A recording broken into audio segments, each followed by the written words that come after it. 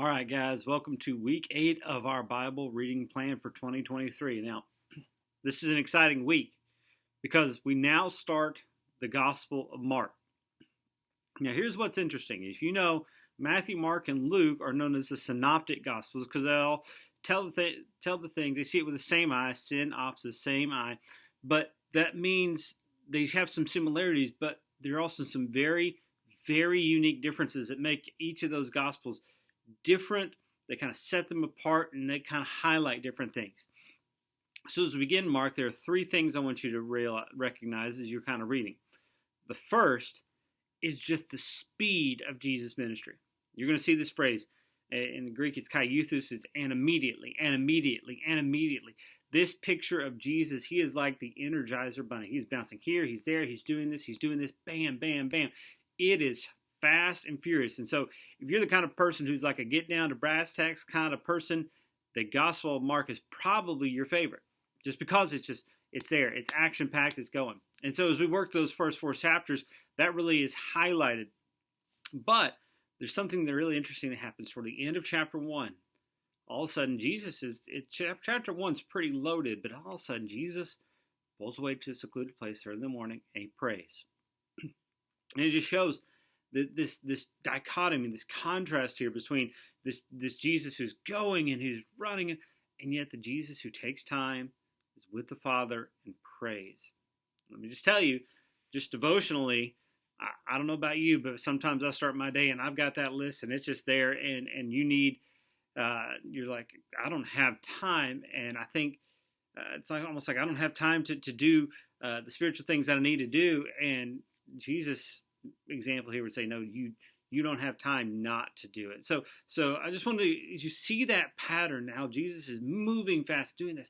Just take note of how he takes time to stop and to pray. And so that's the second one there. But the third thing, as we look at those first 4 chapters, is something that's very the way it comes together is very unique in the Gospel of Mark, because it's called the Messianic secret. And scholars, especially in past generations who were of a different theological orientation than us, saw where Jesus over and over again told these demons, told these people not to tell anyone. And it's kind of forms this weird thing, like if God has done this great thing to you, why would you want to go tell, right? It's awesome. What? And yet Jesus is saying, hey, be quiet. And it plays into this reality that the big thing Jesus understands, and it's going to be a big theme throughout Mark, is that people want to call him the Messiah, but they don't really know what that means. And so he understands these people have these assumptions about what it means for him to be the Messiah, but he's not all of their assumptions. And so he wants to be careful. In fact, it says that in Mark, I think it's 2 there, that he had to go in the secluded places. He couldn't go into because these big hubbubs would break out. And so he's very careful about protecting his ministry there and how he's doing it so that he can fulfill all that God has done without allowing our own kind of imposition of what we think he should be doing get in there. So it's really interesting. You're going to see it there.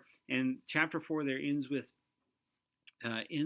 him stealing the seas there, and that simple question, what manner of man is this? So it kind of all pulls together, right?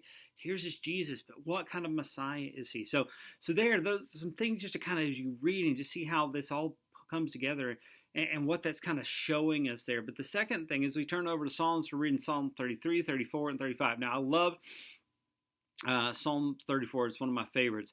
But Psalm 33, you kind of get these 2 verses that you should look to. So verse 4, for the word of the Lord is upright, and all his work is done in faithfulness. And then again, verse 18, behold, the eye of the Lord is on those who fear him, on those whose hope is his loving kindness, to deliver their soul from death and to keep them alive, right? So we see this idea of the justice and the righteousness of God, and also how he acts toward us and everything that he does there. Then Psalm 34, one of my favorite verses in all of Scripture, Psalm 34:8, taste and see that the Lord is good, right? How blessed is the man who takes refuge in him. And you do get this very real tension here in the psalm about We do face hardship, but we also get to taste and see the Lord is good. And that's one of the things also that you're going to see in Psalm 35. This idea, contend, Lord. All these things are going. It's really, Psalm 35 is a difficult psalm. But ultimately, verse 27, let them shout for joy and rejoice who favor my vindication. Let them say continually, the Lord be magnified, who delights in the prosperity of his servants. And so you see all these things coming together, this tension that we often have to take into our hearts, this tension between, oh, Lord, I don't like this, and yet he is good in that. So as you just read, just kind of work through those things. Think about what those might mean, even devotionally. Just, Lord, where does that kind of hit my heart, all right? All right, guys, thank you so much. I'm praying for you. If anything pops out as you're reading, questions, I invite you just drop it there in the comments, and we'll work through it, all right? Talk to you later.